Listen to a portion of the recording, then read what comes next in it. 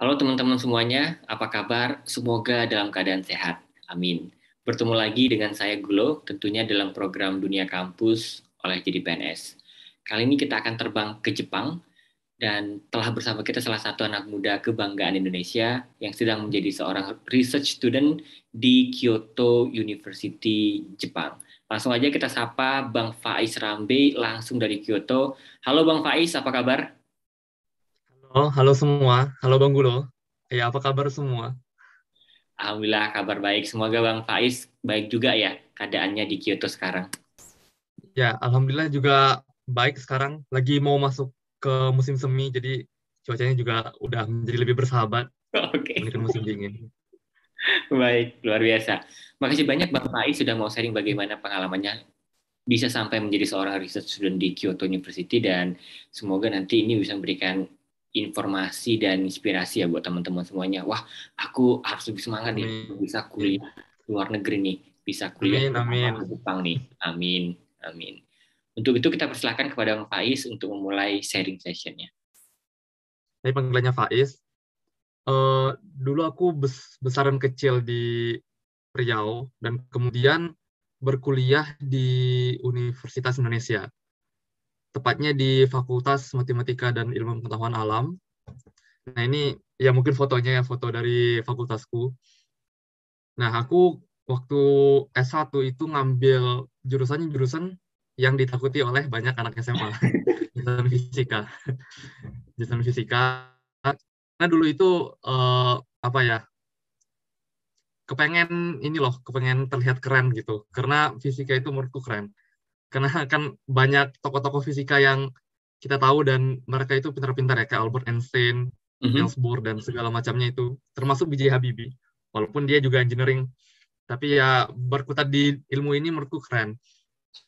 Nah, aku habiskan waktuku banyak di fisika dan kemudian mulai dari 2 tahun terakhir sebelum aku lulus itu udah mulai masuk ke laboratorium dan melakukan penelitian.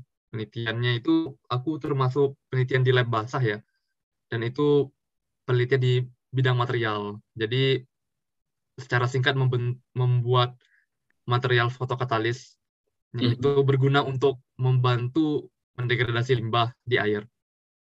Nah, tapi aku juga nggak hanya kuliah aja, dulu juga sama seperti banyak mahasiswa yang lain juga lah ikut Mhm. kepanitiaan dan segala macam. Juga sempatlah mencicip-cicipi memakai kuning dan turun ke jalan itu juga pernah satu sekali dua kali pernah. Dulu aku juga pernah menjadi beberapa ketua panitia dari pelaksanaan kegiatan mahasiswa. Itu ada yang pertama itu sebagai project officer dari Universitas Indonesia Ghost Riau itu. Jadi di UI itu ada beberapa paguyuban ya teman-teman. Paguyuban itu paguyuban perkumpulan dari anak-anak rantau. Jadi Mhm. yang aku Riau itu punya paguyuban sendiri, paguyuban anak Riau. Nanti dari Sumatera Utara juga ada, dari Bandung bahkan juga ada. Nah, paguyubanku itu ada acara untuk memperkenalkan UI ke Riau, ke anak-anak di Riau. Nah, kebetulan aku jadi ketua panitianya. Juga Wow. aku pernah ya berpengalaman menjadi ketua pengenalan akademik fakultas di fakultasku. Itu mungkin kalau bahasa kasarnya ospek ya, tapi bukan ospek sih. Jadi itu apa pengenalan aja ke mahasiswa baru mengenai fakultas. Itu juga pernah di sana. Dan Wah. juga pernah masuk BEM juga, BEM UI juga pernah, tapi jadi anggota biasa aja. Mungkin itu sih kalau background di S1 ya. Kemudian aku lulus di tahun 2020. Jadi aku nggak tepat waktu sebenarnya. Itu aku ngambil waktunya 4,5 tahun. Jadi Mhm. ada setengah tahun terlewat ya. Nah, kebetulan ketika aku lulus itu ya qadarullah corona itu ada muncul corona itu di November Desember 2019 dan masuk ke Indonesia itu mulai di Maret lah, Maret aku ingat banget itu Maret di awal-awal karena baru aja wisuda. Jadi Oke. benar-benar sebuah ya takdir lah bisa dibilang. Kita nggak tahu bakal ada wabah sampai sekarang bahkan juga belum sembuh total ya, tapi alhamdulillah udah mulai membaik. Nah, itu memberikan banyak dampak besar ya teman-teman ya. Karena dampak paling besar yang aku rasakan sebagai fresh graduate itu nggak ada lapangan kerja. Jadi ketika itu lapangan kerja benar-benar tutup semua dan bahkan pemecatan juga banyak ya menurutku. Karena aku ketika lulus itu udah daftar beberapa perusahaan, dan beberapa perusahaan itu udah ada yang menginterview dan juga ada bahkan udah beberapa yang menerima ya. Tapi akhirnya di cancel karena ya beginilah wabah. Itu membuat ya aku juga sama kayak teman-teman juga putus asa dan juga apa ya sedih karena baru lulus langsung diberikan keadaan seperti ini. Nah, aku itu akhirnya kembali bingung teman-teman. Aduh, ini baru lulus dan juga belum ada kerjaan dan apa ya terasa kosong ya hati dan pikiran ini. Hati juga ya Bang Faiz ya. Iya. Dan akhirnya ya introspeksi diri lagi gitu loh. Jadi mungkin kita memang beberapa takdir itu memang membuat kita berada dalam keadaan yang tidak baik, tapi ya jangan terlalu menyalahkan keadaan gitu. Kita itu harus mulai melihat lagi, meniti lagi kita ini ngapain sih sebenarnya.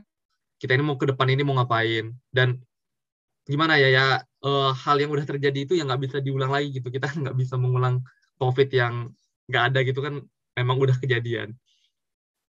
Nah, akhirnya aku itu kembali mengingat ya, dulu aku itu masuk ke UI itu ngapain, mau menjadi apa sih, mau ngapain. Nah, akhirnya aku mengingat bahwa aku dulu ada cita-cita ingin menjadi seorang saintis, menjadi seorang ilmuwan lah bisa dibilang. Jadi yang ya makanya aku masuk fisika dan engineer ya, karena pengen apa ya, IPA gitu loh, IPA yang menemukan sesuatu. Nah, akhirnya ya aku berpikir keras lah. Jadi karena pandemi ini juga kita belum tahu kapan selesainya dan kapan juga lowongan pekerjaan dibuka, akhirnya aku ikut belum mendaftar, mencari-cari kesempatan untuk kuliah lanjutan. Karena mau bagaimanapun itu harus diisi gitu loh. Jadi sebisa mungkin waktu yang misalnya kita nggak bisa kerja ya, kita bisa isi waktu itu dengan hal lain lebih positif gitu. Termasuk menurutku di pandanganku adalah mencari higher degree ya. Karena aku pun merasa bahwa makin ke depan nanti ke depannya itu higher degree itu bakal lebih dibutuhkan.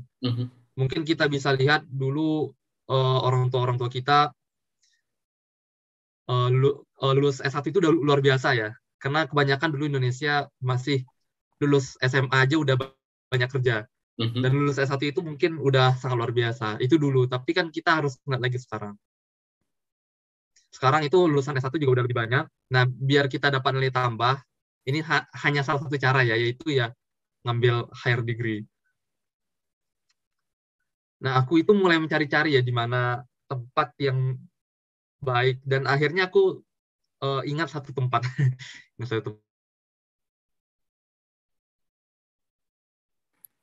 Tempat itu Jepang. Sumringahnya teknologi mereka yang sangat maju dan juga negara yang bagus ya, bisa dibilang vibrant dan banyak hal-hal yang bisa ditemukan. Dan di Jepang itu aku merasa bahwa teknologi dan tradisionalisme itu tergabung menjadi satu. Jadi ada sudut-sudut kota yang kita bisa melihat bahwa itu ya memang benar-benar teknologikal banget gitu ya. Tapi ada lagi di sisi-sisi Jepang itu yang sangat-sangat erat dengan budaya dia masa lalu gitu. Kayak kita bisa ngeliat kimononya dan juga dengan kuil-kuilnya dan juga bagaimana jalan-jalan mereka.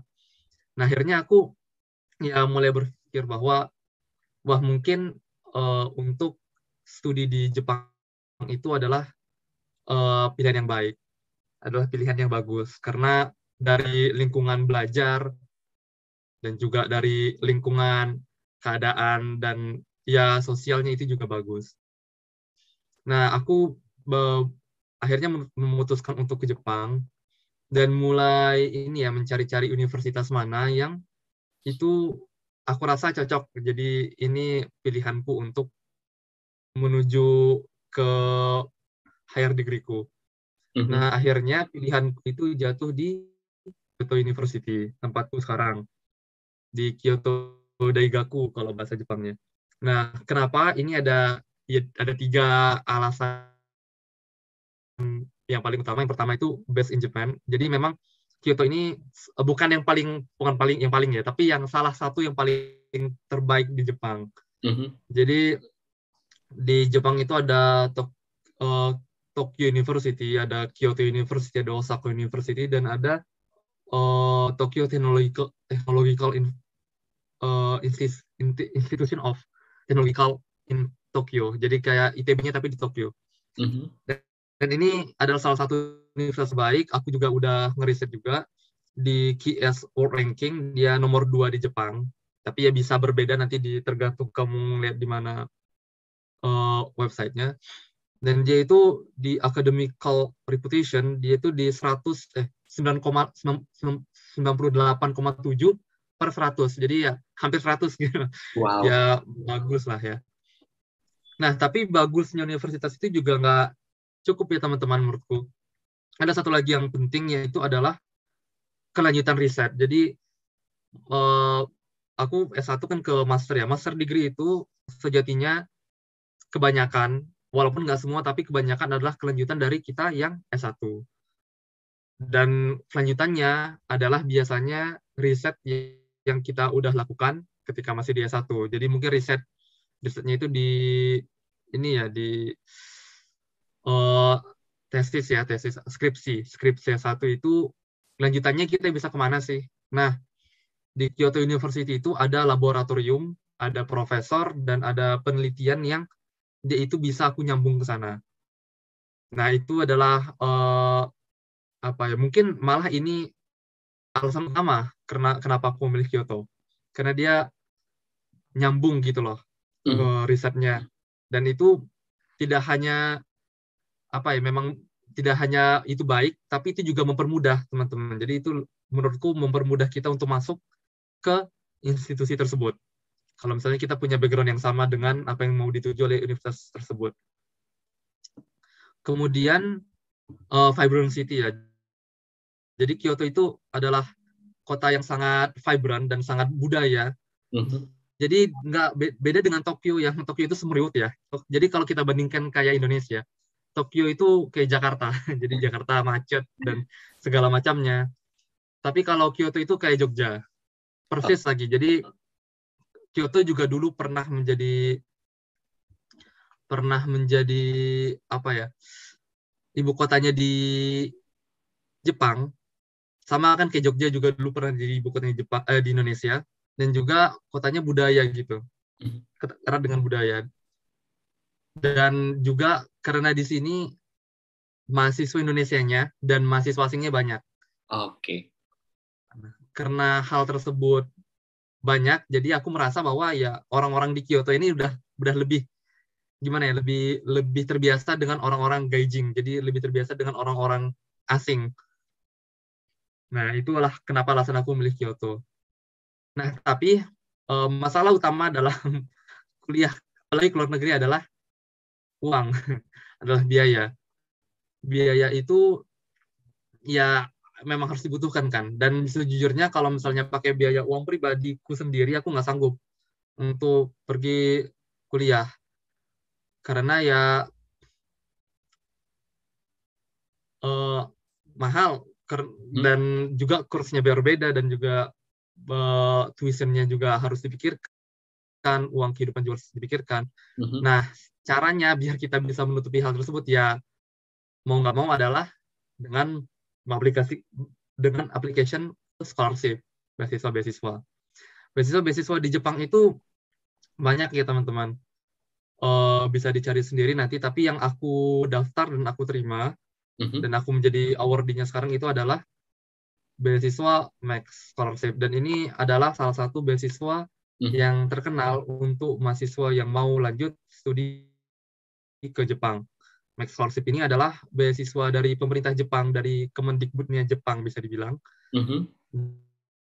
Dan dia ini menyebarkan opportunity kepada negara-negara sahabat ya, negara-negara teman Jepang termasuk Indonesia untuk diundang gitu berkuliah di Jepang dan dibiayai oleh Jepang. Dan tidak hanya dibiayai oleh Jepang kuliahnya, tapi diberikan uang saku juga.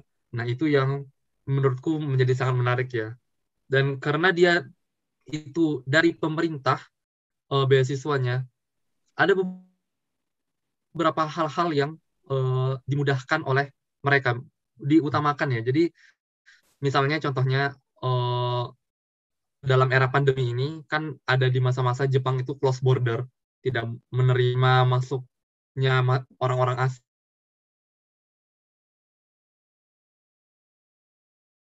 Tapi karena beasiswanya pemerintah, nah kekhususan gitu loh, jadi diutamakan untuk masuk ke Jepang karena ini ya pemerintah mereka yang bayarin gitu.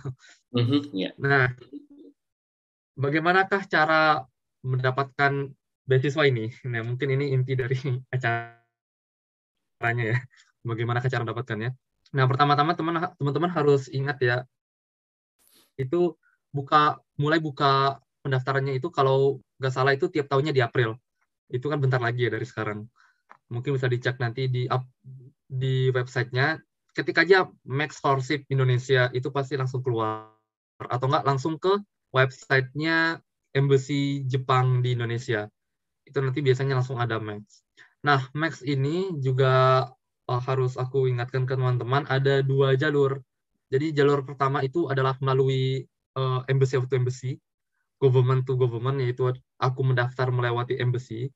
Yang kedua adalah melalui university recommendation. Jadi bedanya adalah aku yang G2G dan U2U ya. G2G itu mendaftar beasiswa melalui embassy, tapi kalau yang U2U itu kamu harus nyari universitas dulu, dapat profesor, kamu daftarlah Max dari profesor tersebut. Ini U2U. Aku penerima Max yang G2G, jadi mungkin aku ngobrolnya yang G2G aja, karena yang U2U juga itu bahasanya agak beda. Dan aku juga belum terlalu familiar karena aku nggak daftar ke situ. Nah, apa aja sih yang dibutuhin? Yang pertama ya CV, itu udah jelas. Kemudian sertifikat dan juga transkrip nilai, teman-teman. Untuk transkrip nilai ya, itu seingatku minimal IPK itu 3,15. Oke. Kalau nggak salah. 3,15 itu minimal. Tapi kalaupun misalnya kurang, nggak apa-apa daftar aja menurutku ya. Jadi ya kan nggak ada salahnya gitu. Mana tahu bisa diterima. Nah, kemudian adalah ini ya, kebahasaan. Jadi kemampuan bahasa yang dinilai itu boleh pilih 2 teman-teman. Jadi kemampuan dalam bahasa Inggris atau bahasa Jepang. Aku belum bisa bahasa Jepang waktu itu, jadi pakai yang IELTS. Tapi kalau teman-teman bisa bahasa Jepang, menurutku itu adalah suatu nilai tambah yang bagus. Jadi JLPT ya kalau di Jepang, JLPT-nya yang diminta mereka adalah N2. Jadi level N2 itu kalau teman-teman udah punya, itu menjadi nilai yang sangat bagus di Max ini ya, panitia Max-nya. Dan kemudian yang paling penting menurutku adalah riset proposal. Jadi proposal ini teman-teman akan diminta untuk membuat sebuah proposal riset mau apa sih yang dilakukan di Jepang nanti. Jadi mau di universitas mana, dengan profesor mana, lalu kemudian apa sih yang mau diriset, dan hasilnya apa. Jadi harapannya itu hasilnya apa, dan bagaimana sih nanti kamu stage-stage-nya di sana. Ini menurutku adalah hal yang paling penting. Jadi tolong dipersiapkan dengan baik dan rapih lah kalau tulis proposal. Nah, untuk Max sendiri itu ada 2 screening ya. Ada first screening sama second screening. Untuk first screening itu pertama-tama adalah seleksi berkas. Teman-teman nanti mengirimkan berkas-berkas yang tadi sudah aku bilang ke embassy. Dan mereka akan mulai menyeleksi mungkin selama 1 bulan kalau nggak salah. 1 bulan diseleksi. Kalau teman-teman lulus, nanti teman-teman akan dipanggil untuk melakukan tes tertulis. Tapi tes tertulis ini teman-teman, ini bukan tes akademik, tapi tes bahasa. Jadi teman-teman itu dites bahasa Inggris dan bahasa Jepang. Sebenarnya kalau misalnya teman-teman memilih untuk universitas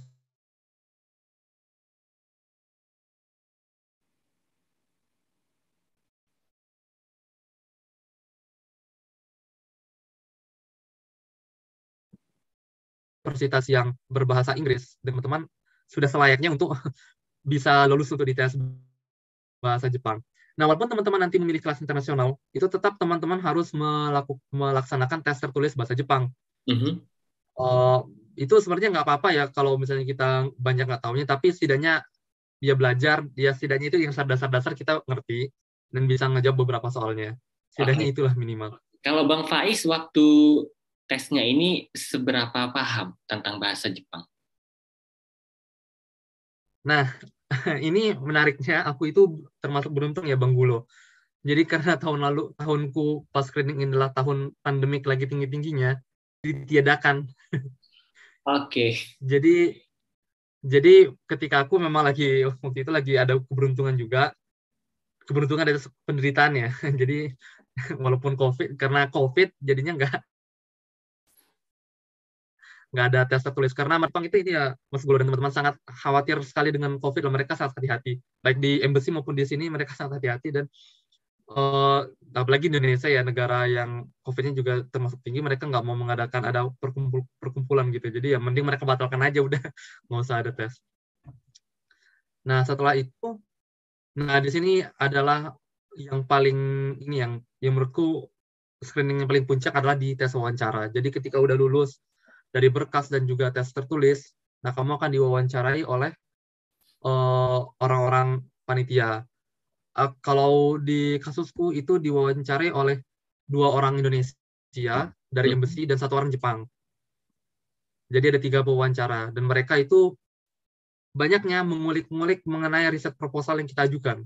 Jadi sekali lagi riset proposal itu sangat penting dan mohon sangat diperhatikan.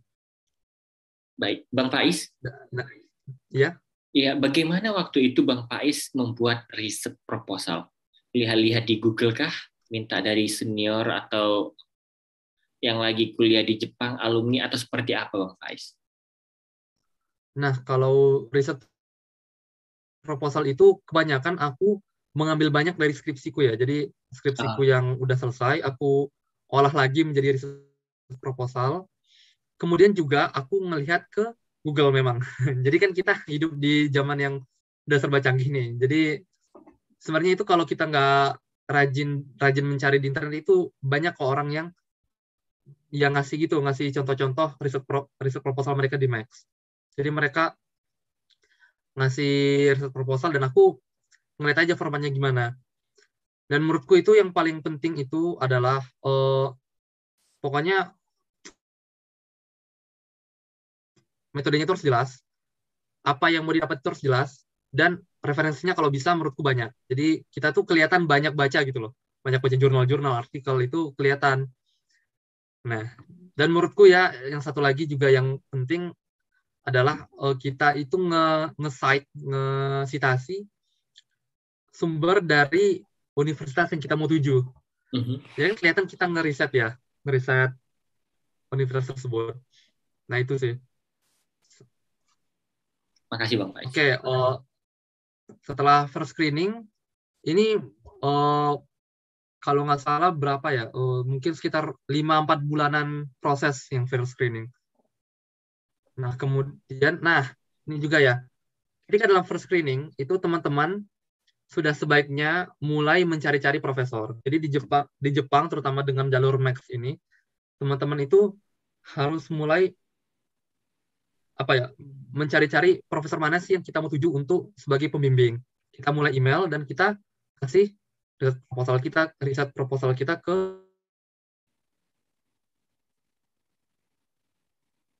profesor tersebut. Kalau profesor tersebut itu ya insya Allah pasti akan dijawab oleh mereka. Nggak hanya satu ya. Kalau untuk ini, jadi jangan berharap kita kirim satu bakal langsung dijawab. Tapi kirimlah sebanyak-banyaknya ke profesor yang kita anggap itu baik dan cocok dengan riset kita. Mudah-mudahan nanti ada yang keterima dan mau menerima kita sebagai murid-muridnya mereka. Nah, ini yang aku bilang tadi ya, yang penting itu ini, metode penelitian, hasil yang diharapkan dan referensi ini menurutku adalah poin-poin yang terpenting dalam membuat riset proposal.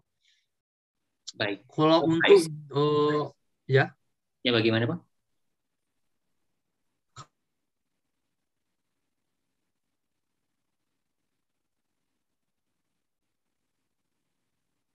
kalau misalnya untuk jumlah halamannya atau nggak ada patokannya ya kalau dari baik gitu. Jadi kalau misalnya mau dikit pun misalnya cuma 3 halaman atau 2 halaman, 3 halaman lah, 3 halaman aja.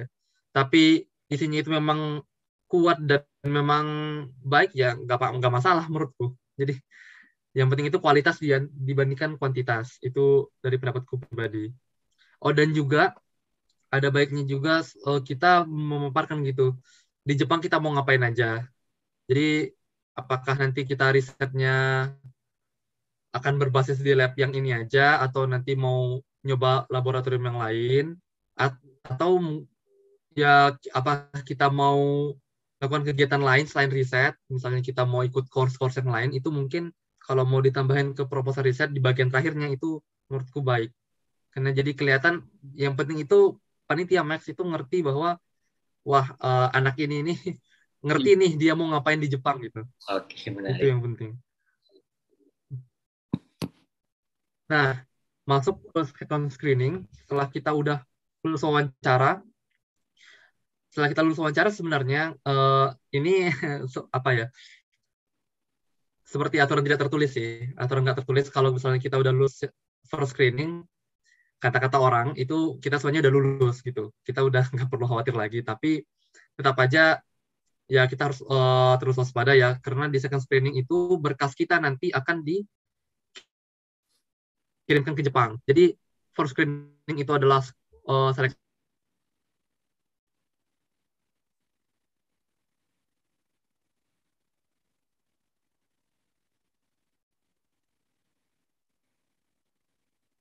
dari embassy Jepang di Indonesia, dia itu punya kerjasama dengan Jepang. Nanti berkas kita akan diadu gitu, jadi akan di, dibandingkan dengan negara-negara lain. Apalagi kalau risetnya yang sama dan juga universitas yang sama. Nah di situ, kalau di sini sih udah nggak bisa ngapa-ngapain, karena di sini tuh ya berkasnya cuma dikirim ke Jepang, ya udah kita udah angkat tangan gitu, nggak ada usaha lagi yang kita bisa lakukan. Bang Faiz, Paling mungkin jaga hubungan baik dengan ya bagaimana menjaga baik hubungan dengan profesor ya? ya menjaga baik hubungan dengan profesor yang udah nerima kita di first screening tadi. Baik. Makasih Bang Faiz tadi mengatakan kirim. Itu maksudnya disubmit online atau ada berkas yang dikirim manual, Bang? Dikirim manual. Oh, dikirim manual. Iya. Oh iya, aku juga lupa bilang bahwa semua berkas yang berhubungan dengan Max itu ada yang online sih, tapi kebanyakan itu adalah hard copy. Jadi memang mereka maunya yang benar-benar hard copy. Jadi dari awal pun sampai yang second screening ini adalah ya berkas-berkas yang itu bukan online. Jadi langsung kirim ke alamat di Jepangnya. Oke, menarik. Nah, second screening ini sekitar 3 atau 4 bulan ya, kalau nggak salah. Finalisasi akhirnya di bulan Januari itu, kalau nggak salah pengumumannya. Finalnya itu di bulan Januari. Jadi aku mulai daftar itu di April 2020. Pengumumannya itu di Januari 2021. Jadi ya cukup lama ya teman-teman ya. Bisa setengah tahun sendiri untuk ngurusin beasiswa ini. Nah, ini teman-teman adalah LOE ya. LOE untuk aku diterima di Max dan juga bahasa Jepang. Aku juga nggak bisa baca semua. Dan juga LOE bahwa aku diterima menjadi mahasiswa di sana. Tapi aku diterima awalnya di Kyoto University itu sebagai mahasiswa riset. Mahasiswa riset adalah mahasiswa yang tugasnya hanya meriset saja di laboratorium yang telah dipilih. Jadi kita udah dapat profesor pembimbing, kita akan riset di bawah profesor tersebut untuk kurun waktu beberapa lama ya. Biasanya itu 6 bulan sampai 1 tahun. Nah, di sana itu kita nggak ada dapat course apapun, nggak kuliah apapun, kita cuma pokoknya riset aja. Nah, akhirnya aku terbanglah ke Jepang di Oktober tanggal 31 tahun 2021. Aku terbang ke Jepang, nyampainya di 1 November. Nah, itu sampai bulan Februari, sampai bulan Oktober Untuk kasusku itu sampai bulan Oktober tahun ini nanti. Jadi aku masih research student. Itu aku riset, jadi riset aja. Nah, sama riset ini aku juga mempersiapkan yang namanya entrance examination for master student. Jadi di masa-masa ini, di awal tahun 2022 ini, ada eksaminasi ujian masuk untuk menjadi mahasiswa master di Kyoto University. Di jurusannya jurusan aku yang riset student ini. Nah, alhamdulillah setelah examination aku alhamdulillah lulus. Nah, ini mungkin LOE-nya dari Kyoto University. Ini notifikasi bahwa lulus dan mulainya itu di Oktober 2022. Baik, Bang Faiz, ya. Makasih banyak udah menunjukkan LOE atau surat cintanya ya dari Kyoto University. Iya, surat cinta dari dosen. Semoga memberikan inspirasi ya buat teman-teman nanti. Wah, aku mau dong nanti kuliah di luar negeri dapat surat cinta nih, LOE dari Kyoto University. Amin. Bang Faiz, ini menarik ya. Ini Bang Faiz dari research student kemudian akan menjadi master. Ada faktor apa saja yang nanti bisa menyebabkan seorang research student itu ditolak untuk masuk ke master student-nya Bang Faiz? Nah, ini pertanyaan agak tricky ya. Jadi memang temanku ada yang sama kayak aku, dan dia qadarullah belum lulus. Jadi dia masih harus tahun depan lagi untuk akhir tahun ini lagi untuk mengulang entrance examination. Nah, kalau dari pribadiku sendiri, yang paling menentukan adalah hubungan baik kita ke pembimbing kita. Jadi, karena pada ujung-ujungnya, pembimbing kita itu yang akan melobi dan memasukkan kita menjadi mahasiswa master. Jadi, performa kita sebagai mahasiswa riset itu menurutku dinilai. Jadi, apakah kita jadi mahasiswa riset itu main-main, ataukah memang kita benar-benar riset dan menghasilkan suatu hasil. Nah, kalau kita misalnya memang baik di risetnya dan kita juga menjalin hubungan baik ke dosen, dan itu menurutku ya kita peluang keterimanya tinggi. Dan juga ya jangan lupa belajar gitu, jangan mentang-mentang. Jadi bukan menjilat aja ya. Jadi hubungan baik itu dijaga, tapi belajar untuk masuk ke master studentnya itu juga harus belajar. Nah, tergantung kepada fakultas teman-teman. Di Jepang itu ada 2 tipe examination. Dia itu ada yang tertulis sama ada yang wawancara. Kalau kasusku itu wawancara. Tapi ada juga beberapa fakultas itu yang meminta dia ujian tertulis. Jadi yaitu tergantung kebijakan dari fakultas dan jurusan teman-teman yang pilih nanti. Menarik. Ujiannya tertulis, kemudian ada yang wawancara.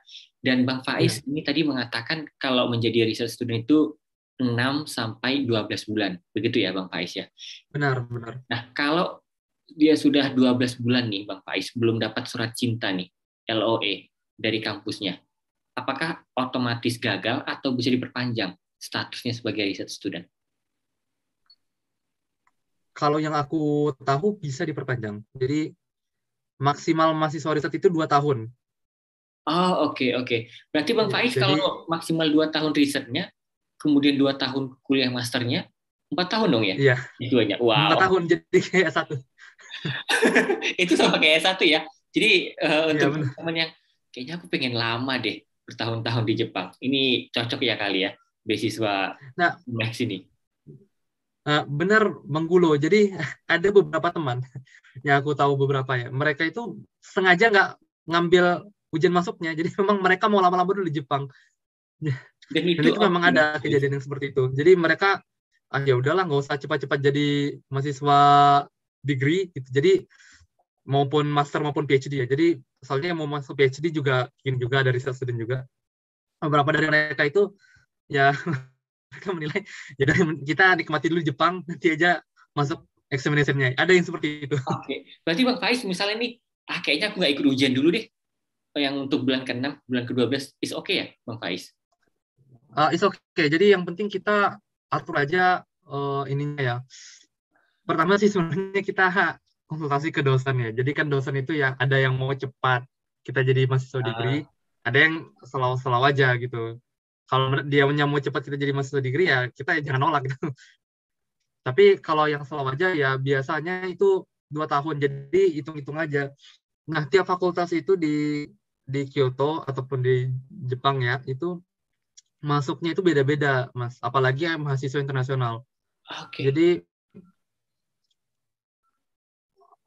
gimana ya? Kalau di fakultasku itu 1 tahun itu cuma 1 kali masuk. Tapi beberapa fakultas itu ada 2 kali masuk dalam 1 tahun. Kalau fakultas yang dia itu ujian masuknya itu 2 kali dalam setahun, itu punya kesempatan yang lebih tinggi dong. Jadi maksudnya lebih lebih tenang ya. Jadi kan kesempatan untuk makainya 4 kali jadinya ya, kan 2 tahun 4 kali setidaknya dia 4 kali examination entrance lah. Tapi kalau untuk kasusku ya aku 2 kali. Jadi kalau misalnya aku udah 2 kali nggak masuk entrance ya kemungkinan aku bakal diselesaikan kontrak studinya. Oke. Gitu Bang Gulo dan teman-teman. Sangat berbeda Bang Pak Aisyah. Jadi tidak bisa disamaratakan 2 tahun. Iya benar-benar. Mungkin aku lanjut lagi ya Bang Gulo ya. Ya, silakan Bang Faiz. Nah, ini mungkin sedikit perkenalan aja ya di apa yang aku teliti dan apa yang aku pelajari di Kyoto University. Aku di sana, nama fakultasnya adalah Graduate School of Energy Science, jadi belajar mengenai energi. Uniknya di tempatku itu, kerennya ya menurutku itu fakultasnya itu menggabungkan antara sosialnya energi dengan teknikalnya energi. Jadi aku itu belajar policy juga, belajar economical energy. Jadi ekonomi dan sosial energi itu aku pelajari, dan juga teknikal dan teknologinya gitu aku pelajari. Jadi kalau aku nggak salah baca kurikulum ya, itu nanti di kelas aku belajar sosial policy dan juga economical mengenai energi. Tapi aku secara riset merisetkan mengenai bahan material. Dan memang ini uniknya di Jepang itu, kalau teman-teman nanti mungkin cari-cari itu aneh-aneh, bukan aneh-aneh ya, unik-unik gitu fakultas penjurusannya, nyampur-nyampur dan beda-beda gitu. Kayak misalnya aku sendiri di UI dulu pas S1 adalah fisika, tapi bisa masuk ke sini gitu loh. Jadi kan nyambungnya itu banyak kalau mereka. Itu uniknya di Jepang. Dan uniknya di tempatku itu mereka menggabungkan antara technical dan social aspek. Itu yang aku sangat suka. Dan juga budaya riset dan kerja di Jepang itu bukan budaya ini ya, yang kita stereotip itu bukan budaya kerja keras, tapi kerja pintar mereka. Jadi teman-temanku itu kalau kita lihat itu enggak, kalau kita kan biasanya stereotip orang Jepang itu wah bangun pagi, kerja pagi sampai pagi lagi gitu. Sebenarnya kan sangat workaholic, tapi ternyata enggak. Ya aku lihat malah mereka bisa memanfaatkan waktu mereka, mana yang mereka mau istirahat maupun mereka riset dan atau melakukan kegiatan yang lain itu mereka bisa bagi dengan baik. Nah, dan juga ini salah satu budaya aku juga suka ya di Jepang, makan-makan. Jadi ketika ada beberapa perayaan misalnya itu adalah perayaan tahun baru ataupun perayaan kelulusan atau penerimaan mahasiswa baru, itu di laboratorium tempat kita berada itu biasanya mereka mengadakan makan-makan lah. Jadi party gitu mereka. Party tapi bukan partinya itu makan-makan.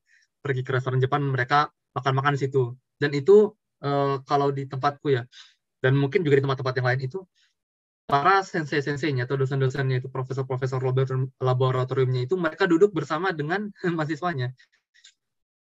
Dan itu menurutku ya keren lah. Jadi mereka nggak ada status gitu, status antara mana mahasiswa sama dosen. Dan mereka itu duduk-duduk dan kadang-kadang ya seringnya ditraktir oleh dosen-dosen tersebut. Makan besarnya ini ditraktir oleh mereka.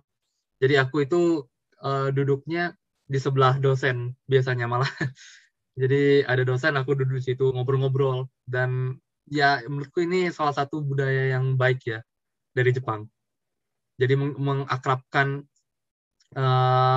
mahasiswa dan juga teman-teman sama mahasiswa dan juga dosen pembimbing mereka. Nah, ini untuk kehidupan di Jepang ya. Untuk mungkin cerita sedikit aja. Salah satu yang paling aku syukuri itu dan paling ini harus dicontoh Indonesia gitu di masa depan adalah moda transportasi umum mereka yang sangat bagus. Aku tinggalnya bahkan di Kyoto gitu, bukan di ibu kota. Tapi keretanya itu bahkan lebih komplit dibandingkan di Jakarta. Jadi ya kita sama-sama berdoa ya mudah-mudahan Indonesia bisa ngejar moda transportasi nanti.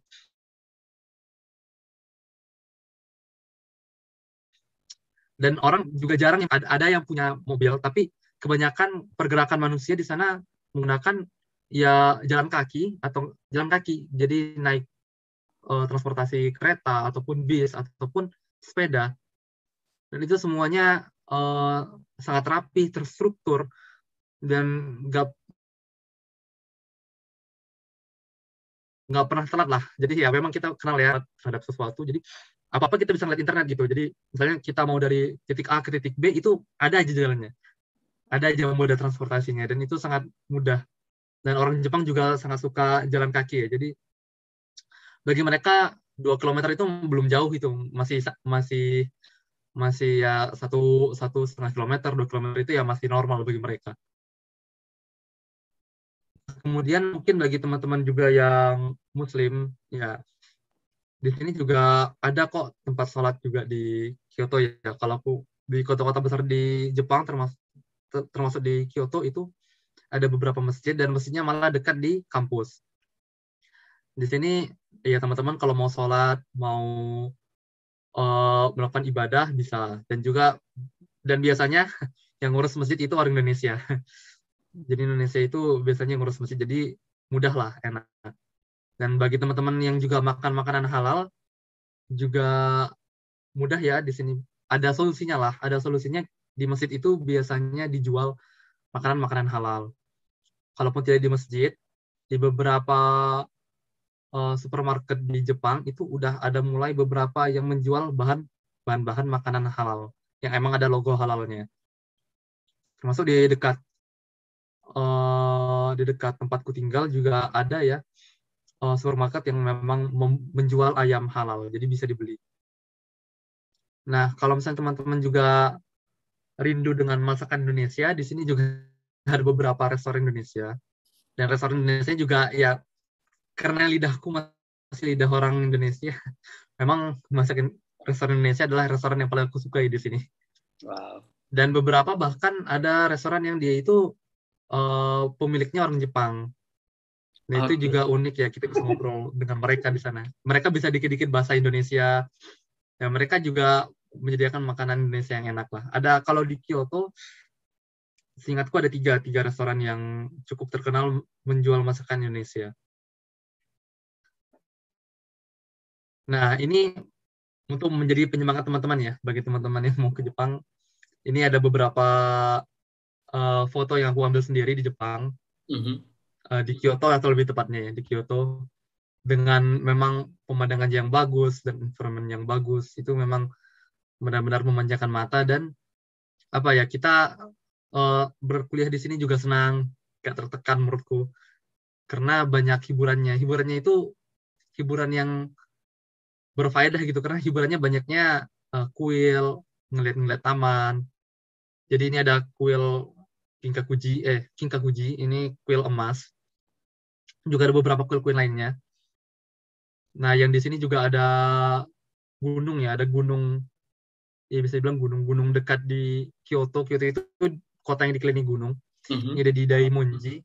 Di sini juga bisa orang Jepang itu suka hiking. Kita bisa aja ikut.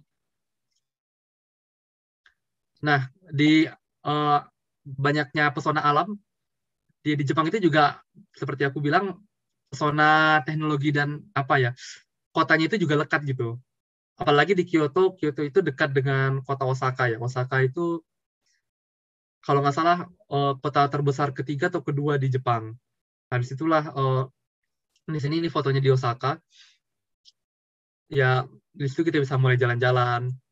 Dan yang terpenting di Jepang aku pertama kali merasakan salju.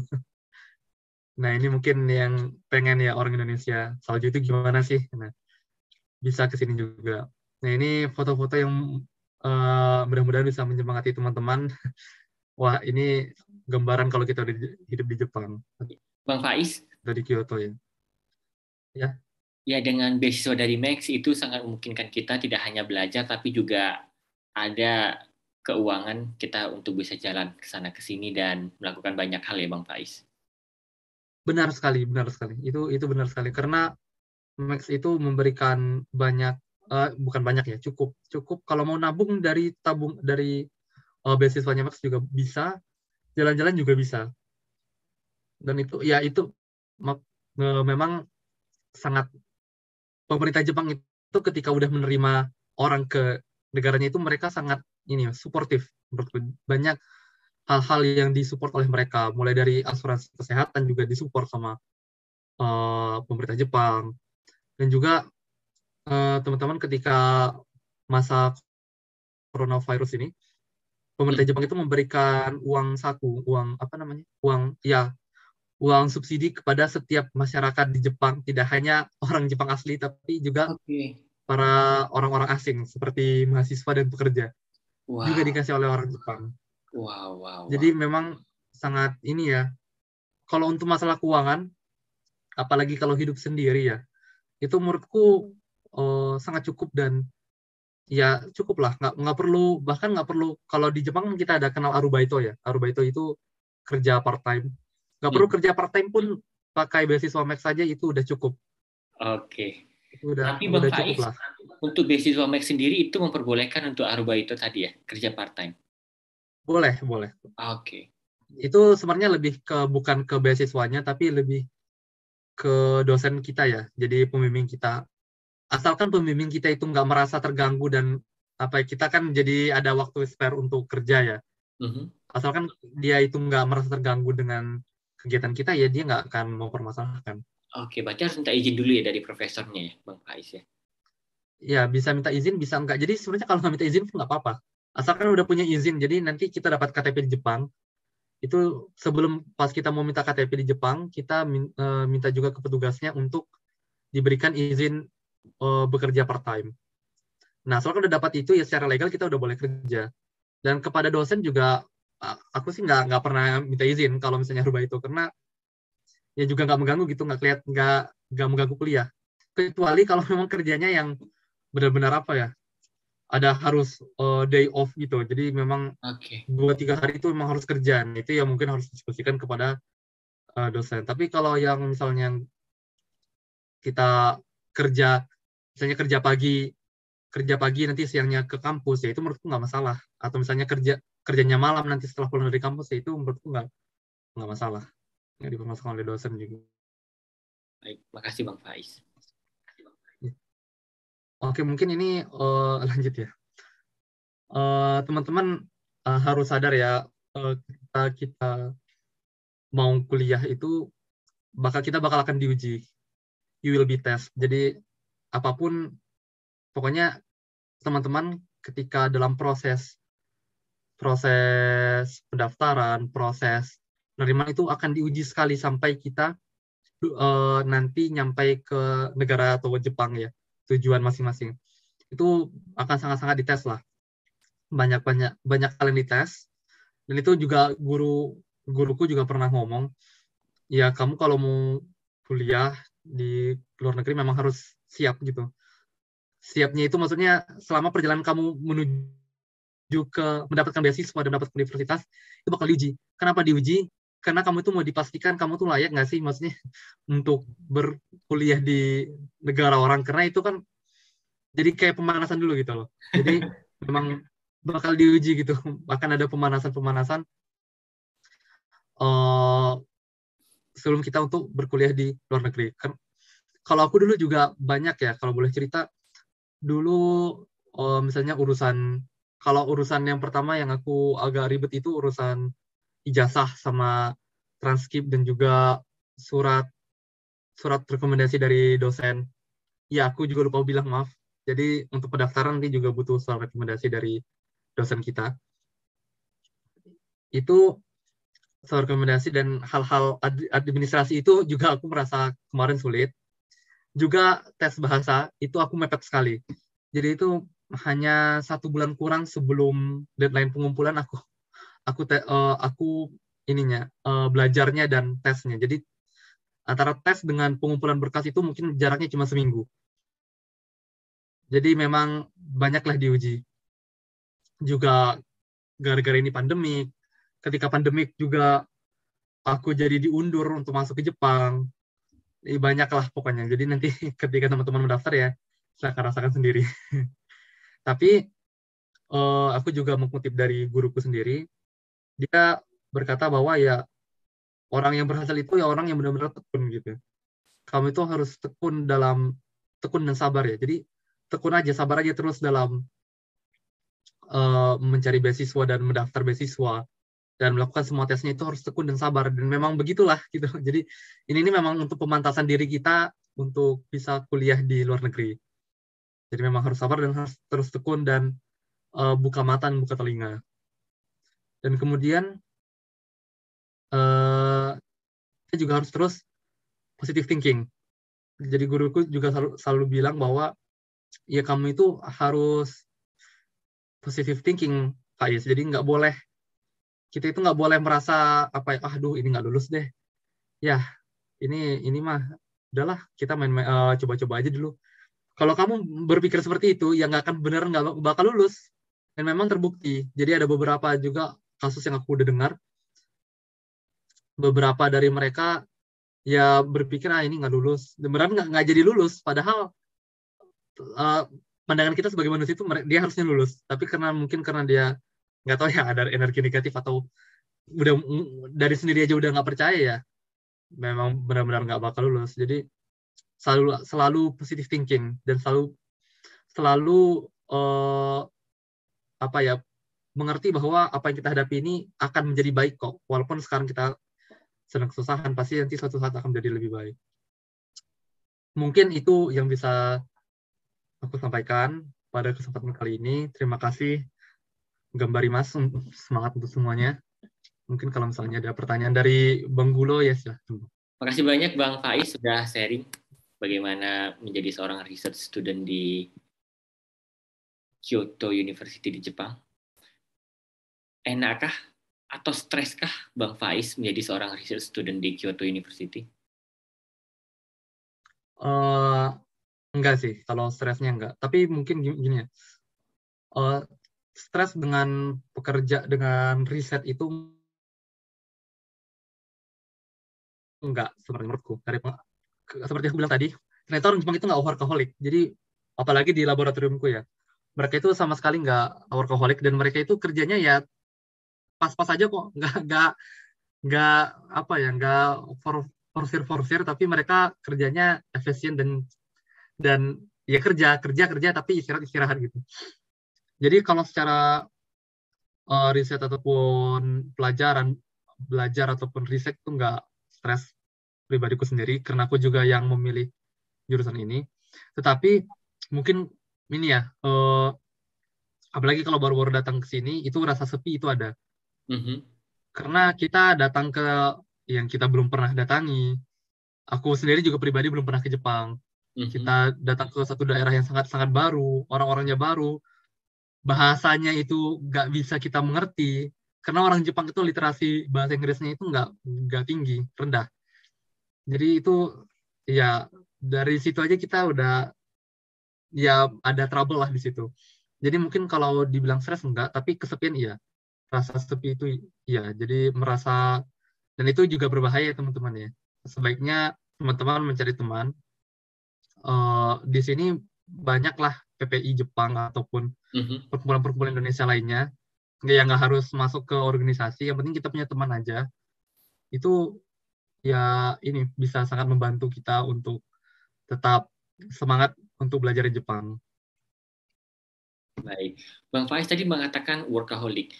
Tidak jarang ya kita melihat beberapa video-video orang-orang Jepang yang pulangnya itu overtime, kemudian masuk lagi, kemudian sampai tidur di jalanan. Apakah itu Jepang atau Tokyo atau seperti apa Bang Faiz? aku sendiri setelah di sini nggak pernah menemukan ada orang yang tidur maksudnya eh, ketiduran di jalan gitu ya, karena workaholic nggak pernah. Dan ini pengalamanku sendiri di laboratorium ya. Aku nggak tahu di tempat lain ya, mereka sama sekali tidak. Jadi ya memang salah satu kekhawatiranku masuk ke Jepang itu yaitu workaholicnya orang Jepang ini, nanti kalau aku di laboratorium mereka nanti aku terlalu lambat lah, aku terlalu bodoh. Tapi ternyata enggak. Ternyata mereka juga mereka juga manusia biasa kok. Jadi nggak nggak kayak robot yang seperti kita bayangkan. Jadi mereka itu ya workaholic malah aku nggak pernah temukan, pengalamanku ya. Tapi aku nggak tahu kalau dibandingkan dengan Tokyo ataupun laboratorium yang lain ataupun memang orang yang udah kerja, aku nggak tahu. Tapi aku pun pernah dengar dari pernah dengar bahwa Jepang sendiri itu memang budaya workaholicnya udah mulai menurun sekarang. Oke. Jadi mereka memang sekarang lagi meringankan beban pekerja, memang lagi meringankan beban pekerja, dan gaya kerja mereka memang sedang lagi diturunkan sekarang. Karena terbukti bikin stres. Karena memang terbukti bikin bikin masyarakatnya nggak nyaman. Itu yang aku dengar. Dan memang pengalaman di laboratoriumku sendiri ya nggak workaholic. Makasih Bang Faiz. Apa pesan yang ingin Bang Faiz sampaikan untuk teman-teman yang ingin kuliah ke luar negeri, khususnya ke Kyoto University? Pesanku adalah banyak-banyak mencari pengetahuan mengenai beasiswa dan juga universitas. Itu yang pertama. Jadi kamu harus banyak luas dulu jaringan pengetahuanmu mengenai jurusan, universitas, negara, mana yang cocok. Bisa jadi aku cocok di Jepang, tapi bisa jadi kamu nggak cocok di Jepang. Itu kan beda-beda orang gitu. Contohnya gini ya, mungkin beasiswa-beasiswa itu kan banyak jenisnya. Kalau misalnya kamu cari yang di Eropa, misalnya chevening dari Inggris, itu mereka butuh pengalaman kerja. Aku belum ada pengalaman kerja, jadi aku nggak ke sana. Ya, misalnya begitu-begitulah. Jadi bisa dicari sendiri bagaimananya. Terus uh, harus sabar. Jadi sabar itu memang kunci untuk kita mencapai sesuatu lah. Nggak harus di beasiswa ataupun apapun, yang penting kita sabar. Harus patient. Jadi jangan merasa tergesa-gesa. Yang penting kalau dari aku sih, kita harus punya ilmu yang banyak. Jadi kita tuh milih itu, kita tahu ini pilihan yang benar gitu, apapun itu. Nah, sabar dan jangan menyerah. Dan ya, seperti aku bilang tadi, jangan menyerah dan positive thinking. Teman-teman itu harus kalau udah memang kan udah mengumpulkan banyak ilmu nih dan udah menentukan satu pilihan, ya udah positive thinking aja ke sana. Dan juga jangan lupa berdoa kepada Tuhan Yang Maha Esa ya. Juga jangan lupa berdoa, dan ya insya Allah nanti akan tercapai sendiri kok. Itu sih dari aku, teman-teman. Dan Bang Gulo. Makasih Bang Faiz. Dan yang terakhir nih, apa harapan seorang Muhammad Faiz Rizkula Hasian Rambe untuk Indonesia yang lebih baik? Wah, harapannya banyak sebenarnya ya. Harapannya adalah, kalau dari aku sih, semoga orang Indonesia literasi membacanya lebih tinggi. Semoga orang Indonesia itu lebih sabar dan lebih menelaah sesuatu itu lebih baik. Dan ya terutama pendidikan Indonesia itu maju. Sehingga orang-orang di Indonesia itu dapat mencapai pendidikan yang tinggi. Yang tinggi bisa sampai ke luar negeri juga. Dan juga kembali ke Indonesia untuk membangun Indonesia. Baik, amin. Makasih banyak, ini harapan yang mulia dari Bang Faiz. Kita doakan Amin. sehat selalu buat Bang Faiz dan good luck ya Amin. untuk studinya dan untuk karirnya ke depannya. Amin, amin, amin. Luar biasa, ini apresiasinya Bang Faiz. Makasih juga Bang Gulo yang udah